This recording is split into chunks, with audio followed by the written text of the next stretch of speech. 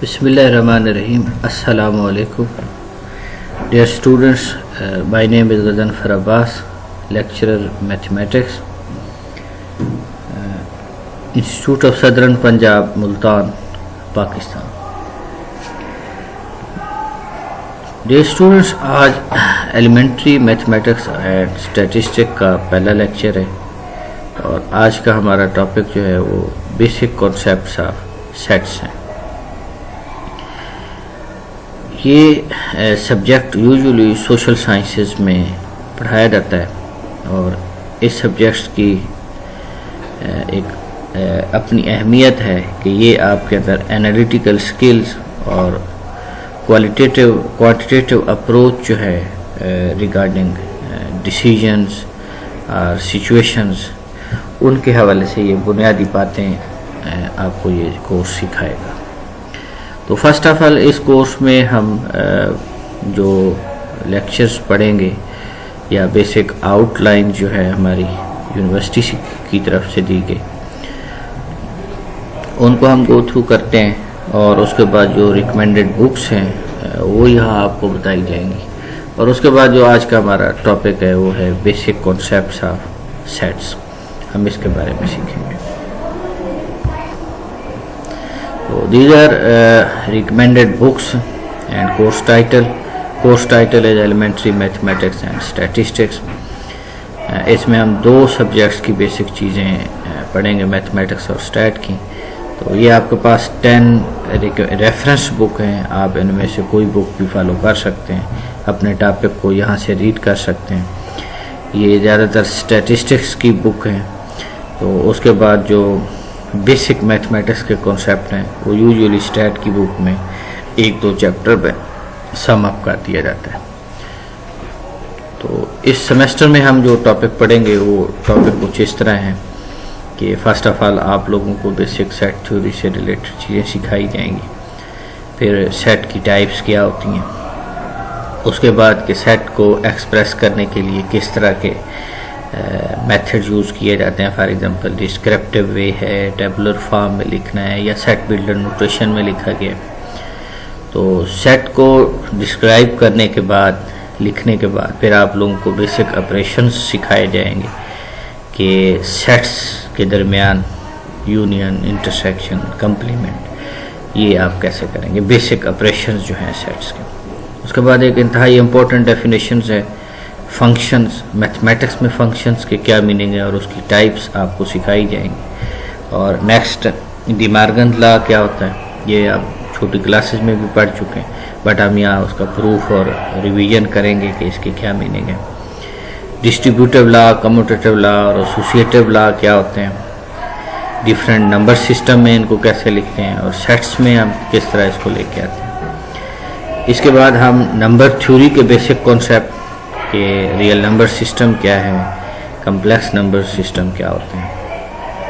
8वें lectures के बाद या वीक के बाद फिर हम लीनियर इक्वेशंस और क्वाड्रेटिक इक्वेशंस के सॉल्यूशन और रूट्स के हवाले से डिस्कस करेंगे। ये लेक्चर नंबर 9, 10, 11 एंड 12 में ये बात हम सीखेंगे और इनके रूट्स के हवाले से इनके रिलेशंस क्या हैं, कोफिशिएंट से क्या ये रिलेट करें। फॉर एग्जांपल क्वाड्रेटिक इक्वेशन में ये एक इंतहाई इम्पोर्टेंट है, हम इसको सीखेंगे। इसके बाद लेक्चर नंबर 13 में हम सीक्वेंस, सीरीज़ और सीक्वेंस के बारे में कि ये नंबर्स की जो एक सीक्वेंस होता है किस टाइप के हो सकते हैं और हम यहाँ पे पार्टिकुलरली अरिथमेटिक सीक्वेंस या प्रोग्रेशन, इसी तरीके से ज्योमेट्रिक प्रोग्रेशन और हार्मोनिक प्रोग्रेशन के बारे में पढ़ेंगे और सीरीज़ का कॉन्सेप्ट भी सीखेंगे। ठीक है, और ये याद रहे कि ये जो बेसिक चीज़ें हैं ये आपको अगर इररेलेवेंट लग रही हैं तो इसका मतलब ये है कि आपको इसकी अहमियत का नहीं पता, आप इसके बारे में सर्च कर सकते हैं। फॉर एग्ज़ाम्पल कि आप बीएस के बाद आप नेक्स्ट एमफिल करना चाहते हैं तो आपको गेट सब्जेक्ट का टेस्ट देना होगा जिसमें 30% मैथमेटिक्स होगा और एनालिटिकल के भी क्वेश्चंस होते हैं। तो फॉर एग्जांपल एनालिटिकल क्वेश्चंस अगर आप देखें तो उसमें सीक्वेंस बेस्ड क्वेश्चंस होते हैं, उसमें न्यूमेरिकल बेस्ड होते हैं, डिफरेंट सिचुएशंस को एनालाइज करने के लिए आप लोगों को बेसिक स्किल्स चाहिए, तो वो बेसिक सेट थ्योरी और बेसिक नंबर थ्योरी और बेसिक मैथमेटिक्स से आपको मिलती है। आप उस तरीके से डिसाइड कर सकते हैं। मेन एनालिटिकल स्किल्स भी बेस्ड करती हैं, तो ये सब्जेक्ट इसलिए भी इम्पोर्टेंट है। और फॉर एग्जांपल आप कंपटीशन के एग्ज़ाम में जाते हैं तो आपको बेसिक मैथमेटिक्स का भी टेस्ट देना होगा, बेसिक मैथमेटिक्स भी पढ़नी पड़ेगी। फॉर एग्जांपल CSS के जो सब्जेक्ट है हमारे पास एवरीडे साइंस, तो उसमें 33% मैथमेटिक्स और वो बेसिक मैथमेटिक्स है। रीज़न क्या है कि एक पर्सन सूटेबल कैंडिडेट अच्छा तभी होगा अगर वो सिचुएशंस की क्वांटिटेटिव एनालिसिस भी रखता हो, क्वांटिटेटिव अप्रोच भी होगी। बिकॉज अगर आप क्वांटिटेटिव फैक्ट्स से अवेयर हैं तो आप डेफिनेटली एक अच्छा डिसीजन कर सकते हैं, अच्छे तरीके से सिचुएशन को ऑप्टिमाइज कर सकते हैं। तो ये बेसिक चीज़ें हैं जो कि इंतहाई अहम है, इनको ज़रूर आपने सीखना है। इसी तरीके से लेक्चर नंबर 14 में हम बेसिक ट्रिग्नोमेट्री, जिसमें एंगल्स हैं, सोल्यूशन ऑफ ट्राइंगल्स हैं, फंडामेंटल ट्रिग्नोमेट्रिक आइडेंटिटीज़ हैं, हम इनके बारे में सीखेंगे। तो इसके बाद 15 में बाइनोमियल थ्योरम और मैथमेटिकल इंडक्शन क्या होता है कि किसी चीज़ को इंडक्टिवली प्रूव कैसे करते हैं, और रैशनल इरेशनल इंडिसेस हम पढ़ेंगे। उसके बाद जो कोर्स को हम सम अप करेंगे विद दीज कॉन्सेप्ट के मीन, मीडियन और मार्ड क्या होता है, ये स्टैटिस्टिकल एक मेजर्स हैं जो डेटे को एनालाइज करती है, डिफरेंट डेटेस को से रिलेटेड आप इसको डिस्कस कर सकते हैं। तो ये हमारी बेसिक मैथमेटिक्स में आता है। ये एक इंतहाई अहम कोर्स है, और आपको अगर फर्दर MPhil के बाद अपने सब्जेक्ट में ही रिसर्च करनी है तो आपको ये टूल स्टैटिस्टिकल आने चाहिए, ताकि आप किसी चीज़ को न्यूमेरिकली भी एनालिसिस कर सकें। तो ये हमारी आउटलाइन थी, बेसिक बुक्स मैंने आपको शेयर की हैं, और इसके बाद ये बुक्स इजीली अवेलेबल हैं, आप इंटरनेट से भी ढूंढ सकते हैं, गूगल कर सकते हैं। ये बड़े बेसिक कॉन्सेप्ट्स हैं, बट ये है कि इनकी अहमियत से इनकार नहीं किया जा सकता। आप लोगों को इसके ऊपर फोकस करना है। आज का जो हमारा पहला लेक्चर है वो है सेट्स के ऊपर, कि सेट की क्या डेफिनेशन है, सेट्स क्या होते हैं। तो इसके बाद हम सेट से रिलेटेड कुछ टर्म्स सीखेंगे। Well defined collection of distinct objects is called set, यानी अगर हम सेट की डेफिनेशंस करें तो ये वेल डिफाइंड ऑब्जेक्ट्स की कलेक्शन का नाम है। वेल डिफाइंड मीन कोई चीज़ एम्बिगुअस ना हो, क्लियर हो, आइडेंटिफाइएबल हो, आप उसकी कलेक्शन ले लेते हैं और डिस्टिंक्ट हो, तो हम उन ऑब्जेक्ट्स को सेट कहते हैं। और उस सेट्स के अंदर पड़े हुए ऑब्जेक्ट्स जो हैं वो उस सेट के मेंबर या एलिमेंट कहलाते हैं। The objects are called, elements are members of the set. और most of the time sets are denoted by capital letters A, B, C and so on, X, Y, Z। हम capital letters के ज़रिए set को denote करते हैं। Mean that कि हम set को जो टैग देते हैं, सेट को जो नेम देते हैं, वो यूजुअली कैपिटल लेटर से देते हैं। इसी तरीके से the elements of sets are represented by lower case letters A, B, C and so on, X, Y, Z। यानी अगर हम सेट्स के एलिमेंट्स की बात करें तो उसको यूजुअली स्मॉल लेटर से डिनोट किया जाता है। इसके बाद नेक्स्ट है कि अगर किसी सेट में कोई एलिमेंट पड़ा है तो उसकी अलामत क्या है। If an object X is a member of a set A, we write X belongs to A। ये यहाँ पे जो अलामत है ये बिलोंग्स टू की है, यहाँ पे टाइपिंग मिस्टेक है। तो बहरहाल इसको हम X बिलोंग्स टू या X इज़ इन A या X is a member of A पढ़ा जाता है, ठीक है। तो ये सब के सेम मीनिंग है कि X बिलोंग्स टू A और X इज इन A और X is an element of A। Otherwise वो write X does not belongs to A, यानी अगर एलिमेंट नहीं है, अदरवाइज सिचुएशंस है, तो डेफिनेटली हम इसको लिखते हैं कि X does not belongs to A।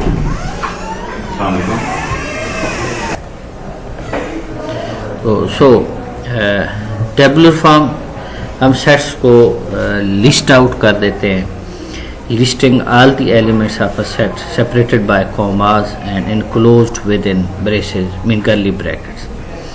तो हम सेट्स के एलिमेंट्स को एक लिस्ट में लिख देते हैं कॉमास से सेपरेट करके, और एक कर्ली ब्रैकेट के अंदर हम लिखते हैं। ये सेट को लिखने का एक तरीका है जिसको हम टेबुलर फॉर्म कहेंगे। For example, in the following example, we write the set in tabular form: A is equal to 1, 2, 3, 4, 5. Within these brackets, these are elements. 1, 2, 3, 4, 5 are elements of the set A. A is the tag of that set. A is the name of that set. It is the set of first 5 natural numbers. यानी अगर इस set की बात की जाए तो these are first 5 natural numbers. B is equal to 2, 4, 6, 8 and so on 50 is the set of even numbers up to 50. Similarly, C is equal to 1, 3, 5, 7, 9 and so on is the set of positive odd numbers. तो C के अंदर जो हमारे पास positive odd number हैं, B के पास जो है वो हमारे पास even numbers हैं up to 50. The symbol these 3 dots mean that and so on.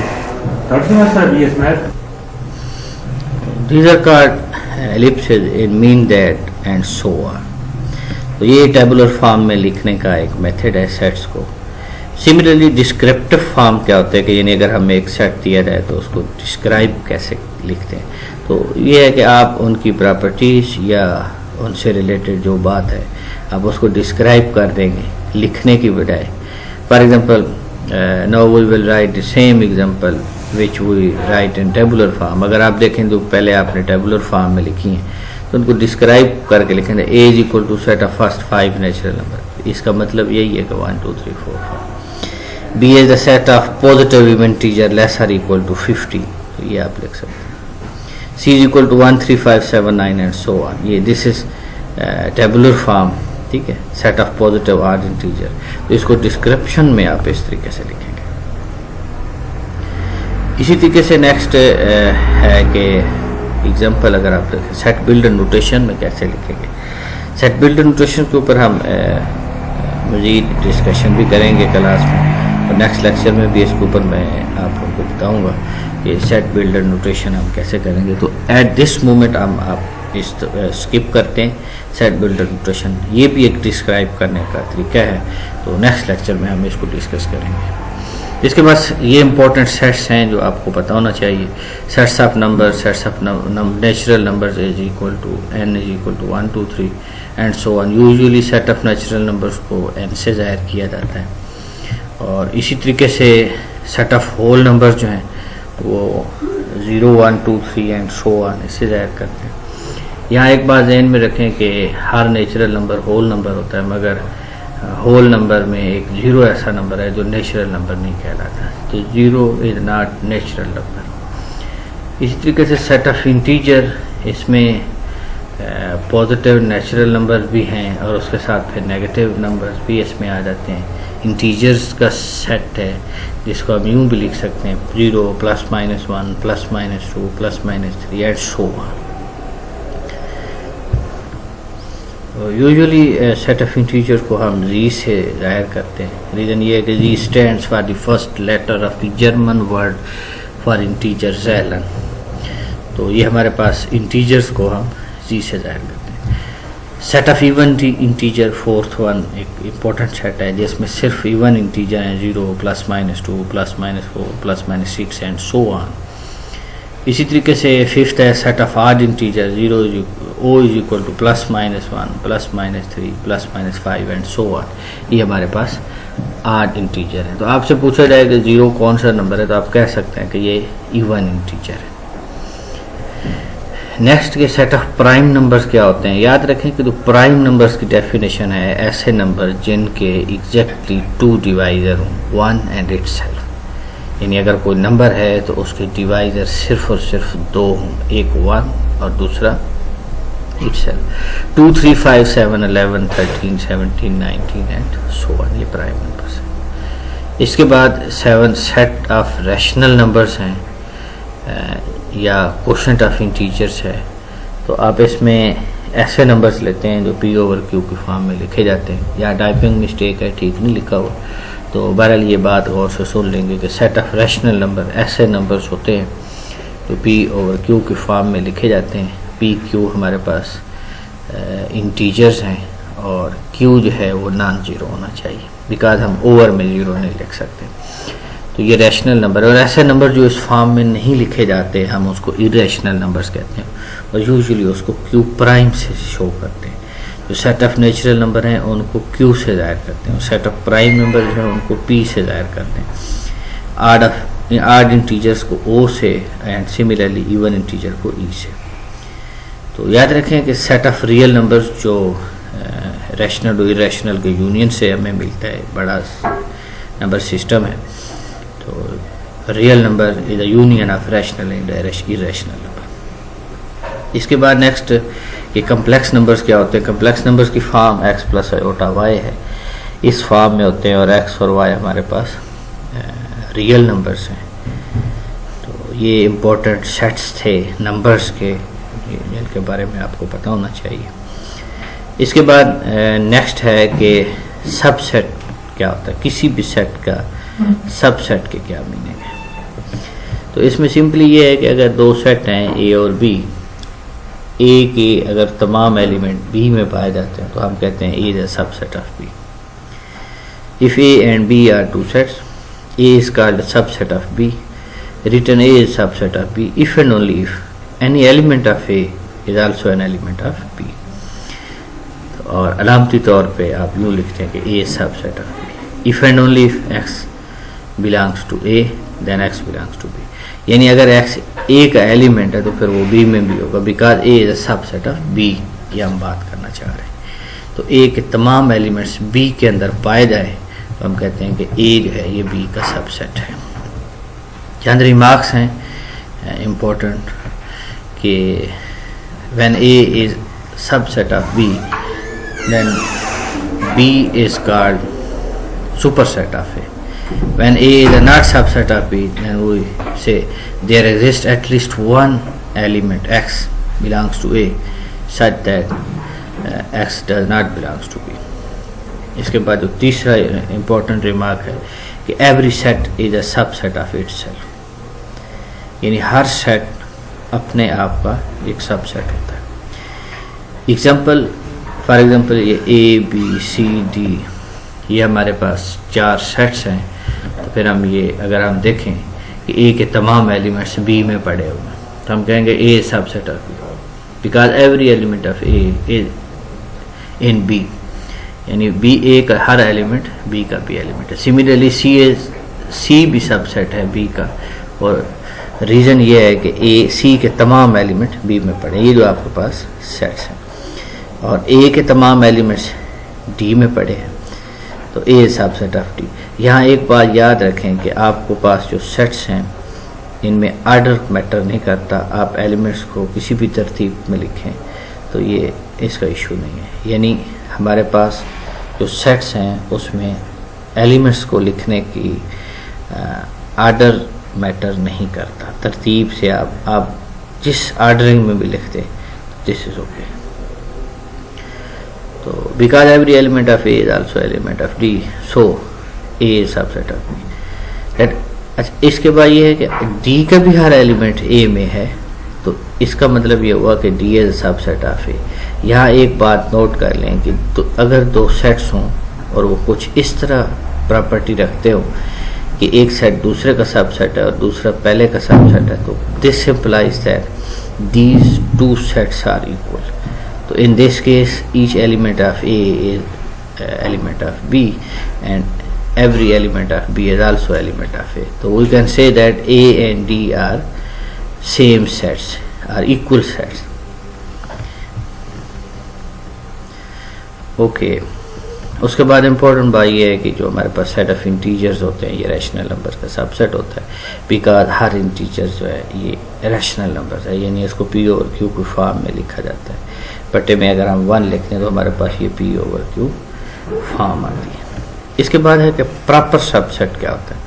इंतहाई अहम डेफिनेशन है कि अगर दो सेट्स हैं A and B, A is a proper subset of B if and only if every element of A is in B, but there is at least one element of B that is not in A, is denoted by as A is proper subset of B. अगर equality ना हो तो हम इसको यूँ read करेंगे, A is proper subset of B.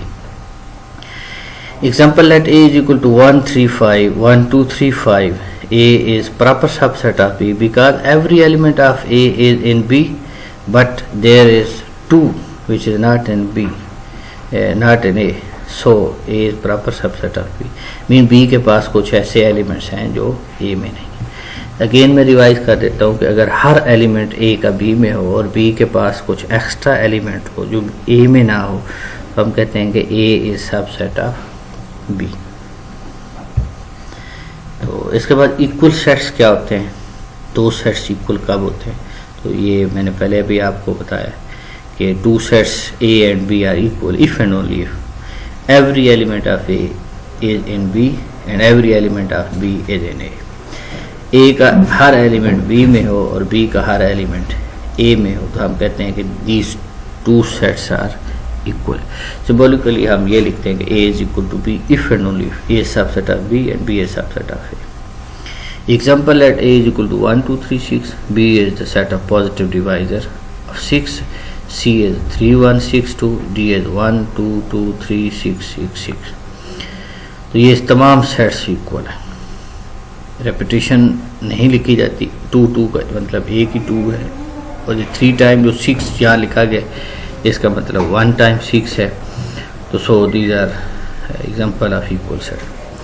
Null sets, a set which contains no element is called null set, or an empty set or void set. It is denoted by Greek letter phi. तो null set एक ऐसा set है जिसके पास कोई elements नहीं होता. तो यहाँ एक बात इम्पोर्टेंट है कि जैसा कि हमने कहा था कि ये सेट जो है collection of well defined object है, तो किसी चीज़ की एब्सेंस जो है, एब्सेंट किसी चीज़ का ना होना, ये भी एक वेल डिफाइंड है. फॉर एग्ज़ाम्पल सूरज पे रहने वाले इंसानों का सेट, तो वहाँ इंसान नहीं रह सकते, वहाँ पे कोई इंसान नहीं. दिस मीन दैट के we are talking about null set और एम्प्टी सेट या वाइड सेट. फॉर एग्जांपल यहाँ एग्जांपल है कि A is equal to x such that x is a person taller than 10 feet. इसका मतलब ये है कि वो तमाम पर्सन जिनका जो हाइट है, जिनकी वो 10 फीट से अबाव है. अगर 10 फीट के नहीं है, ठीक है, लेट्स सपोज कि कोई ऐसा इंसान नहीं है जो 10 फुट से ज़्यादा लंबा हो, तो हम फिर ये कहेंगे कि this is empty set because there does not exist any human being which is taller than 10 feet. So this set is empty. तो इसी तरीके से कि B such that B is equal to x such that X square is equal to 4. X is आर्ड, यानी ऐसा आर्ड number जिसका square 4 हो, तो ऐसा पॉसिबल नहीं. ठीक है, तो it mean we are talking about void set. इसके बाद कुछ बेसिक है, ट्रू फॉल्स आप देख सकते हैं कि A इसका एलिमेंट है या नहीं, तो डेफिनेटली एक्स इसका एलिमेंट है या नहीं, तो एक्स इसका एलिमेंट है. सिमिलरली ये सेट इसका सबसेट है या नहीं, दिस इज आल्सो ट्रू कि ये इसका हर एलिमेंट जो कि जहाँ पे एक ही एलिमेंट वो इसका भी element, because every set is a subset of itself. तो दो बातें यहाँ पे ध्यान में रखिएगा. एक तो ये कि एम्प्टी सेट हर सेट का सबसेट होता है, और दूसरा हर सेट अपना भी सबसेट होता है. तो because note that every set has necessarily two subset phi and the set itself. These two subsets known as improper subsets and any another subset is called proper subset. तो उसके बाद ये true false हैं, ये आप देखेंगे. और universal set is set of all elements under consideration is called universal set. The universal set usually denoted by U. तो ये हमारा पहला लेक्चर था, और इससे नेक्स्ट जो है हम वेन डायग्राम को स्टडी करेंगे. तो इस लेक्चर की जो समरी है वो यही है कि बेसिक सेट का कॉन्सेप्ट होना चाहिए. सेट को लिखते कैसे हैं, 3 तरीक़ों से लिखते हैं. लिस्ट कर देते हैं, टेबुलर फॉर्म में लिखते हैं, या डिस्क्रिप्टिव फॉर्म में लिखते हैं, या टेबुलर फॉर्म में लिखते हैं, सेट बिल्डर नोटेशन में लिखते हैं. तो सेट बिल्डर नोटेशन हम नेक्स्ट लेक्चर में करेंगे. और उसके बाद हमने सेट्स के सबसेट और प्रॉपर सबसेट के बारे में पढ़ा है।